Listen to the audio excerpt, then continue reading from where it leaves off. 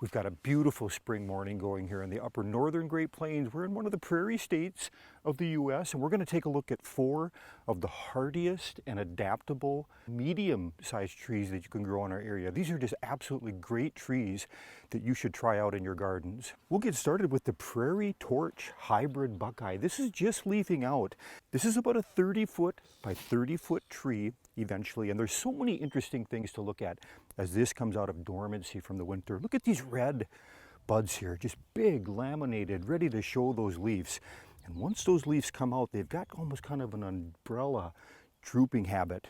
If you look closely here, we've already got the white flower starting. It's about a 4 to 7 inch spiky type flower, often referred to as yellowish green, but looks white from a distance.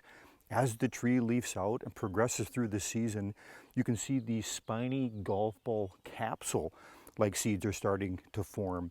And the squirrels absolutely love these. I typically don't even have to pick them up. They can be a little bit of a nuisance if you've got this tree and you don't have the wildlife around to clean up. You'll find little buckeye trees coming up all over the place. If you've got soil or mulch beds, you can dig those trees up, put them in different areas if you so choose. And the fall color on this tree. Look at this beautiful red we get to enjoy as this tree goes into the September and October months. So just a great little tree. The only thing you might have to be careful of in hot, dry summer conditions, you can get a little bit scorch on the end of the trees, but very adaptable as far as different soils go. High pH is no problem. And next, let's go ahead and take a look at the Showy Mountain Ash. And we're coming around the corner here from this Oregon Green Select Austrian pine. A little bit of scorch on that thing. Did a video about a month ago. It's going to come around and do just fine, but there is that Showy Mountain Ash. Gets that name for many reasons. It's got a lot of showy attributes. So as we're breaking dormancy here, this plant is going to real quickly start showing beautiful white panicle flowers. Just absolutely a great tree in the spring for that reason. As it leaves out, look at this leaf. Very showy, very nice. And eventually it's going to start forming those orange, reddish cluster of berries. And that's something that I think is probably the most showy part of this tree. This tree gets about 25 feet. It's in the lower range of the medium, could be considered a small tree. The deer like to browse on this tree in the winter on us.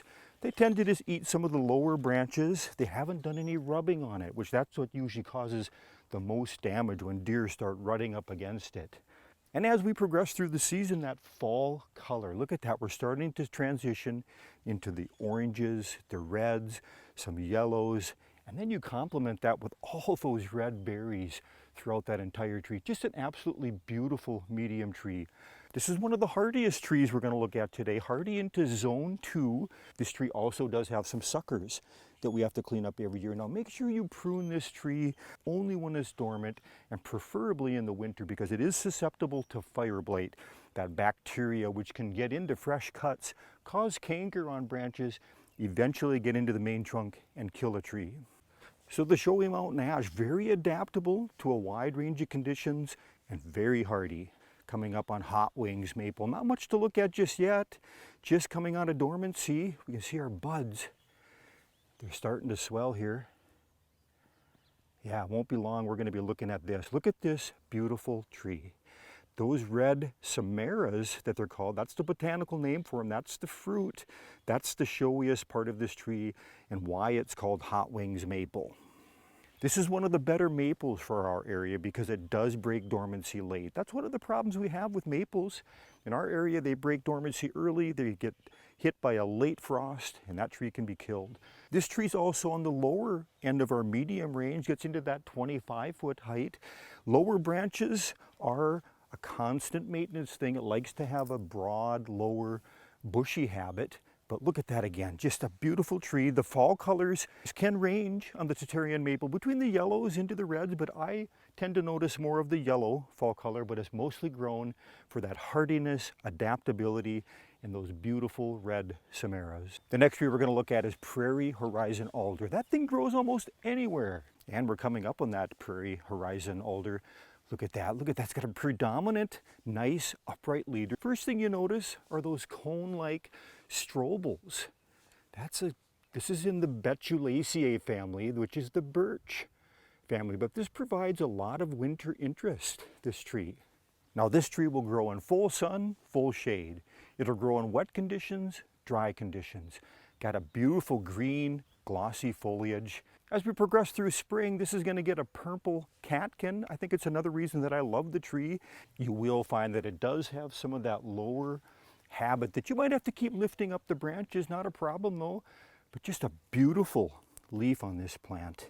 Many different things to look for if you like enjoying looking at the different characteristics of plants throughout the season. This could be the absolute best tree in my entire landscape. Quite honestly, it's just fantastic. So there you have it, 4 great medium-sized trees in that 25 to 40 foot range. I hope you enjoyed this garden hike. We'll see you again soon at the next video.